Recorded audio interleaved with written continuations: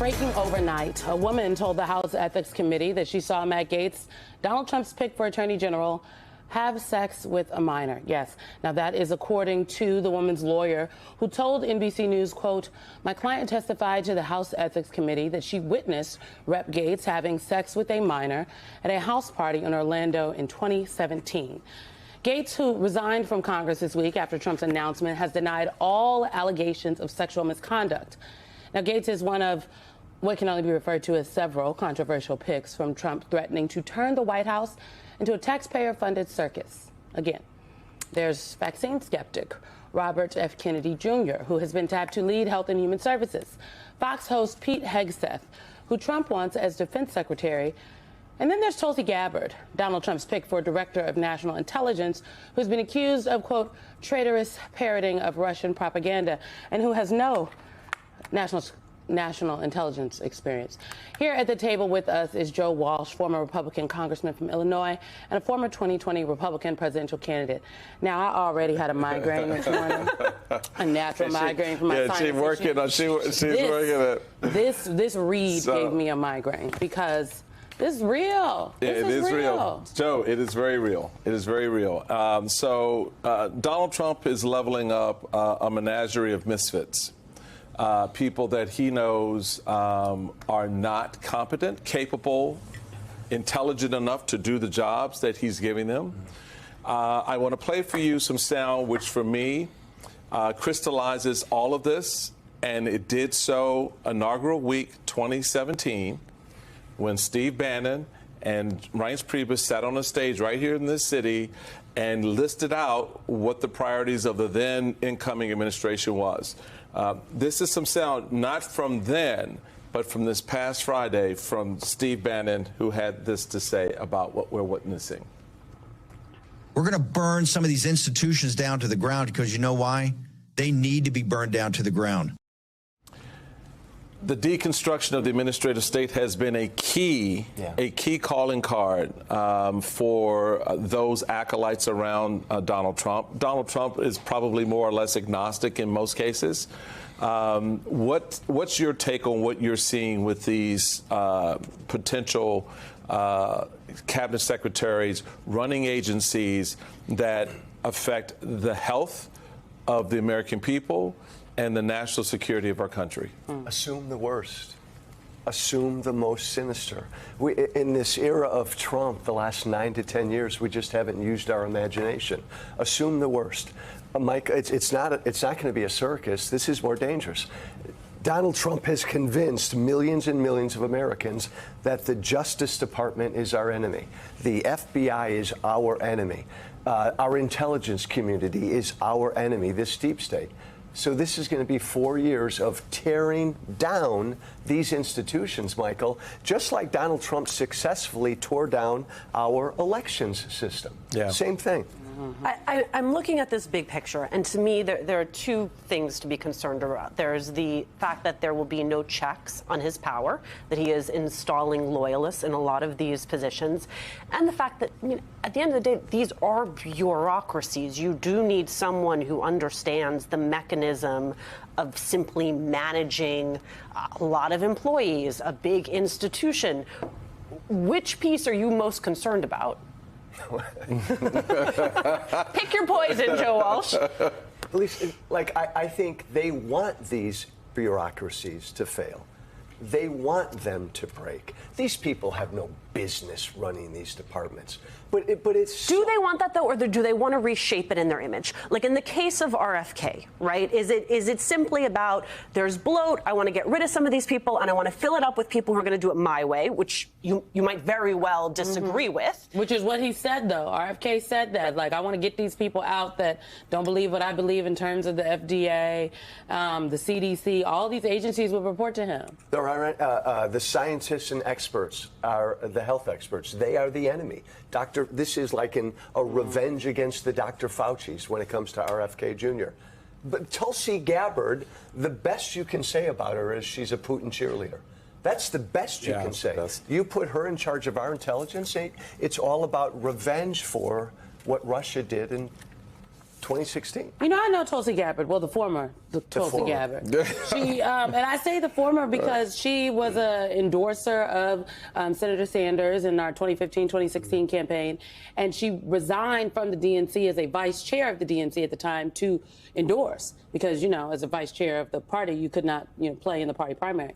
And that person has just transformed into someone else. But she has no national security experience. And I think the best way to describe the job that she's been put up for is like, she's the clearinghouse for all of the intelligence information in the country. Like, you know, we only know that the Russians were connected to these bomb threats. There were no actual bombs, but the bomb threats on Election Day, because the ODNI, working with all the other intelligence agencies, put it out, made it clear, talked to the people on the ground. I just, people should understand there's no 3D chess happening, as one of my ex-followers said. Simone, you know, this is just, chess. this is Yeah, something smart about any of Yeah, this. this is what he said he would do. I was on another network a couple days ago, and I Don't make us jealous, I will Joe. not. I know. It's not this early. I was going to say. This is my favorite We set. keep this seat here for you. But I literally said the words that if I'm an ally of America's, I'm not sharing my intelligence with America. If I'm France and the UK, I am not sharing my intelligence I give with them the United States redacted of America. intel. I get redacted information from me. But think of how serious that is. We're In terms of chuckling keeping a our little. people safe, yeah. Yes. So you know, you've got these scenarios with the various agencies, and I've been trying to keep my head really kind of cool and level about this, because the idiocracy is now in control of our government, and we're sitting here. I'm listening to some people. I've been with some people recently in which, you know, one or two were very surprised that this was happening. Jeez. And I said, well, you voted for Trump. Why are you surprised? Because the man has always told us what it is he wants to do.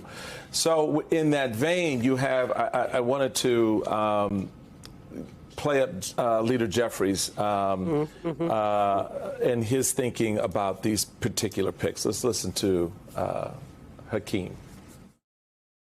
Former administration and the former president promised on the campaign trail that America would have the best economy, the best border security, and the best administration possible. And the question that we have to all ask, when we're confronted with nominations like Robert F. Kennedy Jr., are these the best individuals available to the incoming Trump administration? Is Robert F. Kennedy Jr., by way of example, the best that America has to offer? That's why he the leader. And That- you know, right. this wasn't then Speaker Murch's Pelosi should have been doing with her little press appearances. But this is why Hakeem Jeffries is the leader of the caucus. And exactly. So is this the best we can do? It's very clear it is not. So what then happens in the Senate? What then does the Senate look at this and says, is this the best we can do? And if it's not, why would they vote for it? Because they're cowards. I mean, the story of the last 9 years is Republican cowardice. If any of these people get to a vote, Michael, Republicans will approve them. I think they'll try to kneecap them before they even get to a vote. I think you'll see stuff about Gates and Gabbard leaked over the next month so that they don't get to a vote. But I don't see Republicans turning down any of these picks. I don't either. I mean, I don't Do see you? them turning them down. I mean, maybe one. Maybe one. Maybe one doesn't get through. And I think the one would be, frankly, Matt Gaetz, because he hasn't been a practicing attorney. Like, he went to law school, graduated from law school, went to private practice for a hot second, and then went to the State House. In Florida. And so he's never been a prosecutor, he ain't been a defense attorney.